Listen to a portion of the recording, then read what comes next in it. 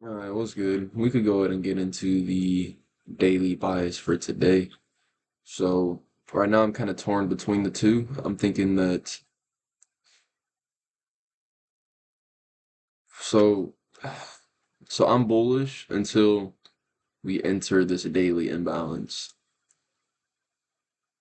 But once we enter that daily imbalance, it's possible that we can start reversing and heading for these lows as well as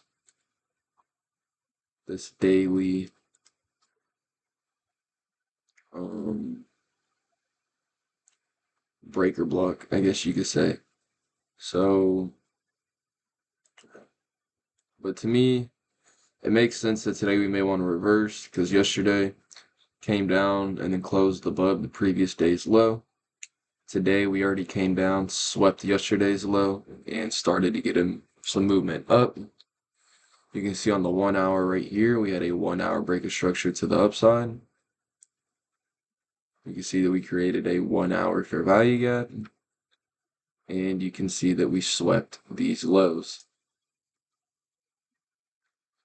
right here, which I already labeled all this. I don't know why it's not up.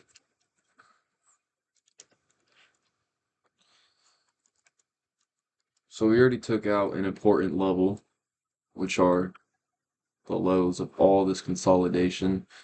Did that during London. So this is the London Open pretty much. Got a good rally up, created a 1 hour imbalance right here.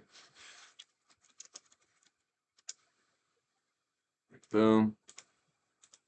And then on top of that, we have these equal lows right here pretty much. They are equal to the T. I just can't draw a straight fucking line or shit. But now we got these equal lows right here.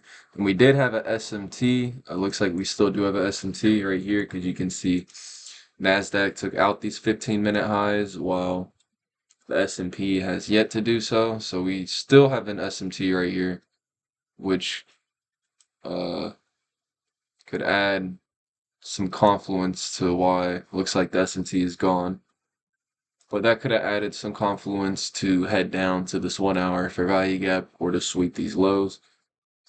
So now that we never technically had a 50-minute liquidity sweep, I would still like to see this area get hit and these lows get swept, but it's not it's not needed. It's not needed. And as you can see right here, there was a 1 hour CISD, so you could have put, a limit entry right here on the 1 hour, and then you could have went on the 15-minute or some shit, or 5 minute, and found a nice spot for your stop, probably like down here below this for value gap or something. I don't fucking know. Anyways, doesn't matter. There's no more a there's no more or no longer SMT at the top. So that's nice. Looks like our draw on liquidity is already about to be taken out too. Um so yeah, no more SMT. Now it's just time to see if this will be a sweep or not. Um, so then there's that. On NASDAQ, kind of have the same bias. So right now I'm kind of waiting for this 1 hour to close above these highs, and if not these highs, definitely this big move down, because this should act like a breaker block and a nice point of resistance. We do have these 15-minute lows right here. Not a single low was swept, so it also would be nice if market would have came down and swept these 15-minute lows. But honestly, now it seems like we're probably not gonna need that to happen. There is no hourly fair value gap anywhere in here. There's no 4 hour fair value gap anywhere in here. Uh, Not even really a 5 minute fair value gap. So we're gonna see what market gives. Normally NASDAQ has more volatility, even though it looks like it might have a shittier setup for somehow, some way. It just has better volatility sometimes. But I'm targeting this daily imbalance as well, just like on the S&P. And then I'll go ahead and add a potential TP right here because this is a area where we can most definitely get some rejections off of. So that's my bias for the day.